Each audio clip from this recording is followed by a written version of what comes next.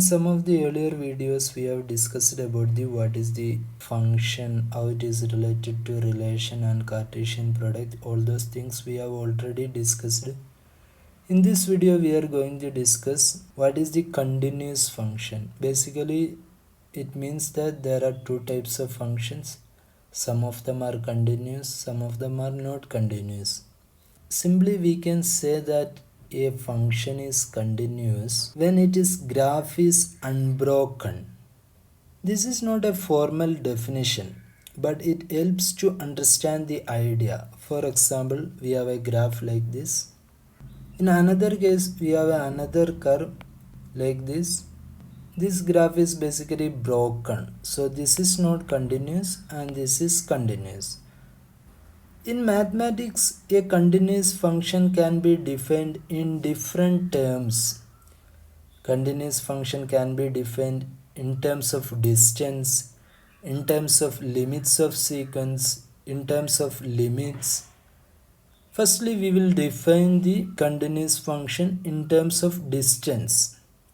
In mathematics, a continuous function is a function for which sufficiently small changes in the input result in arbitrarily very small changes in the output. That's what we mean by this definition.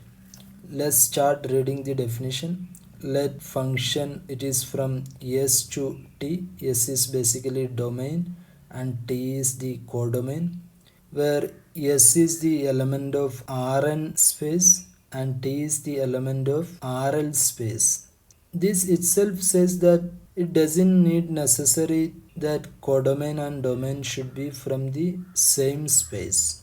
It can be from different spaces. So altogether we have a function from set S to set T.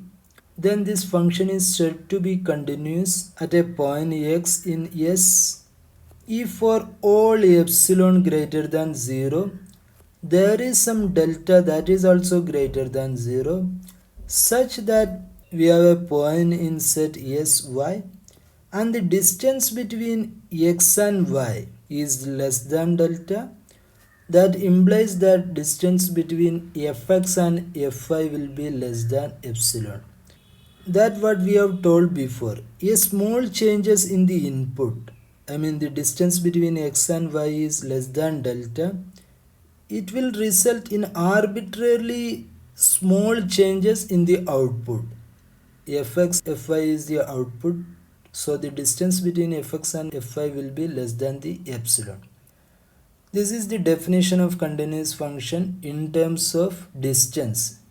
Now let us define the continuous function in terms of limits of sequence. So basically the definition of continuous function in terms of limits of sequence says that we will have two sets, domain and codomain. In domain, take any sequence xk that converges to x.